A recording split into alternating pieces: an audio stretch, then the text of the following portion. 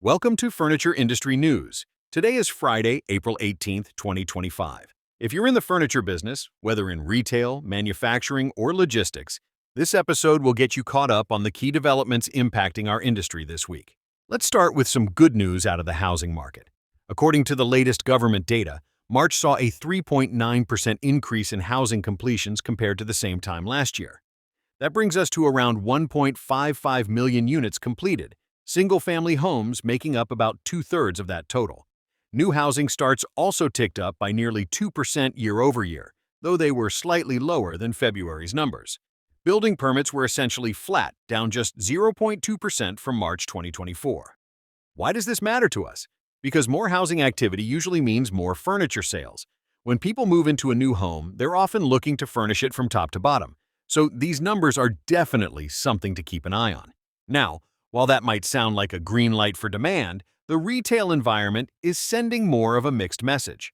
U.S. retail sales in March rose 1.4% from February, and they're up 4.6% compared to March 2024. On the surface, that seems strong, but there's a twist.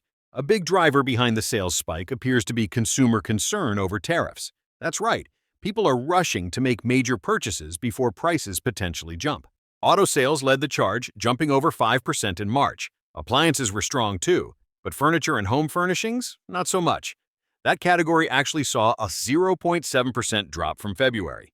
So while the total retail picture looks rosy, our specific corner of the industry is feeling a bit of the squeeze. Much of this comes down to the growing anxiety around tariffs. With the Trump administration rolling out up to 25% tariffs on imports from countries like China, Mexico, and Canada, both retailers and consumers are bracing for impact. A lot of businesses are either pausing or outright canceling orders right now, trying to figure out how to manage rising costs without scaring off price-sensitive shoppers.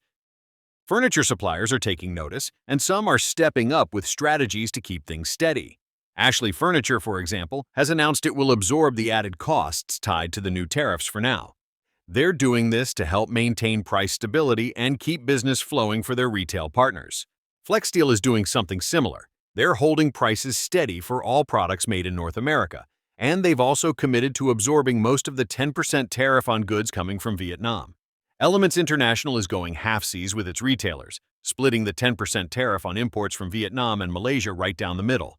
These moves are clearly meant to ease retailer worries, keep order volume from slipping too far, and give the supply chain a bit of breathing room while things settle.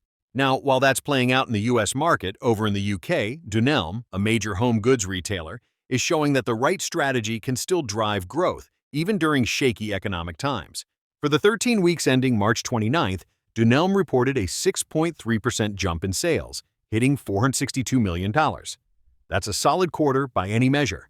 What's even more impressive is that digital now accounts for 41% of their sales, up 4 points from last year. They've leaned heavily into categories like pillows, rugs, and seasonal home accessories, things people are willing to spend on even when budgets are tight.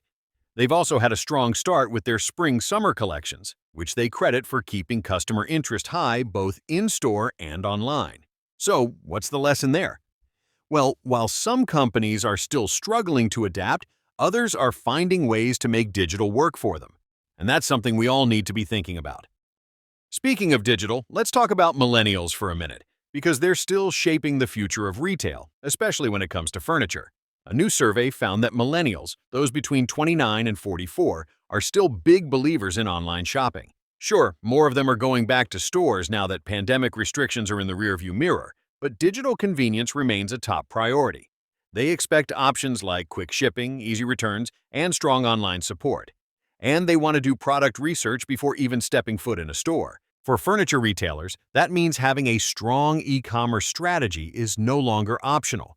If your website isn't easy to navigate, if your product pages aren't detailed, and if your checkout experience isn't smooth, you're going to lose those customers before you even get a chance. Millennials also lean toward values-based shopping.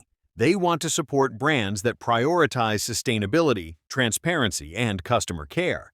So, if your company has those strengths, now is the time to lean into them and make sure your messaging reflects it. All these topics, housing growth, tariff concerns, retailer responses, and shifting shopper behavior, tie back to one key takeaway. We're in a moment of transition. Supply chains are being tested again, Price sensitivity is rising. Digital expectations are getting sharper. But there's also opportunity, especially for businesses that are flexible, proactive, and willing to meet customers where they are, both physically and digitally. So what should professionals in the furniture industry be doing right now? First, keep watching the housing data.